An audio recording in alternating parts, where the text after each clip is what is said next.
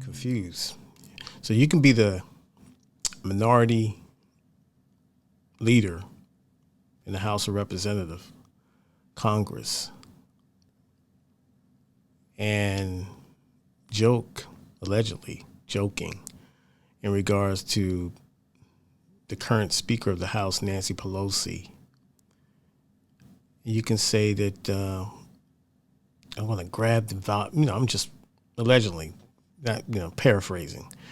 I'm just going to grab that gavel and hit her over the head with it. I like to hit her over the head with it.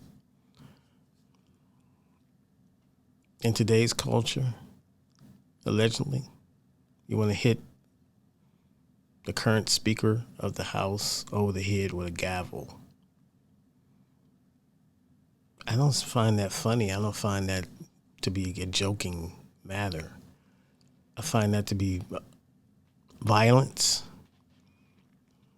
dog whistling violence on the Speaker of the House, Nancy Pelosi, a woman, by the way, that you want to allegedly, jokingly, the alleged joke, to hit her over the head with a gavel. I don't think that's cool, sir. Congressman, Representative McCarthy. That's not cool. Not in today's climate. That's not cool at all. And she being a female. I'm just saying, jokingly, allegedly, that you said these things. And like I said, I was paraphrasing. But that's violence. And people have lost their jobs. People have, had to resign, lost their careers, going down the drain because they made comments that were detrimental to their profession, and they were considered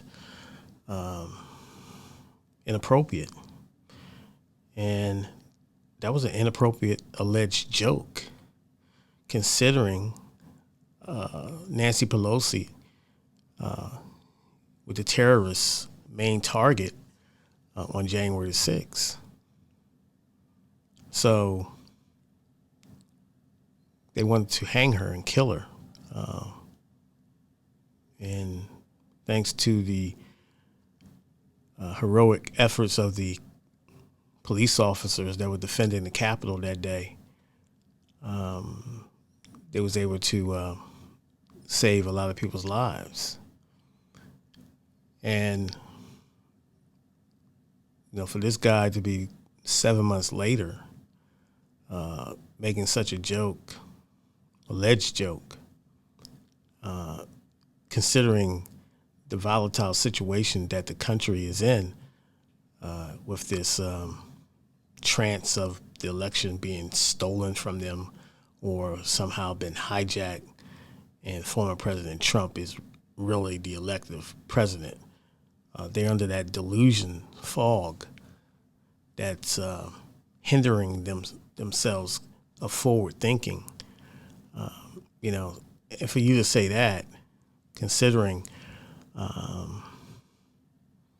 all the violence that was surrounded that day, and people have lost their lives. You just recently had 2 officers who committed suicide. I believe that's like 3 officers that committed suicide. I'm not sure on that, but as a result of the traumatic and post-traumatic stress disorder that people really don't take seriously anymore, or they try to whisk off as, oh, well, get over it. It happens. It's war. It's this, that, and the other. But it can be pretty severe, depending on the event and the amount of violence and the amount of traumatic. Just consider yourself being put in that situation. Whether you were just a tourist or Trump supporter, tourist or whoever, the ones that didn't partake in that situation, and you were just on the fringes of it, or anybody else who was witnessing that. Can you imagine being in that mosh pit of people, and it's like hand-to-hand medieval combat that was happening, and objects being thrown at you,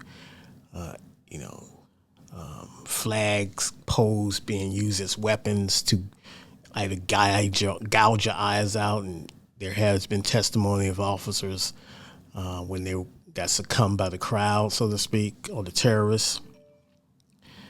They were trying to get at their eyes to gouge them out. So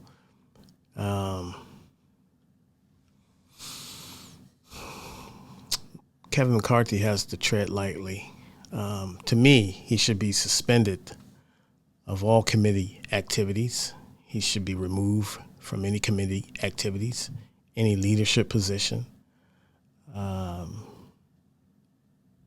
That's just me because of the severity of those remarks. Now, he's saying they're joking, but this is not the climate to joke like that, considering the type of supporters that he has out there in their mindset. They hang on every little word that these representatives say out their mouths, and we have to hold them accountable. And if they're reckless with their diatribe, then we need to call them out.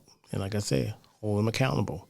Because as you saw, there's a lot of stuff going on. And I'll just leave it to the investigators.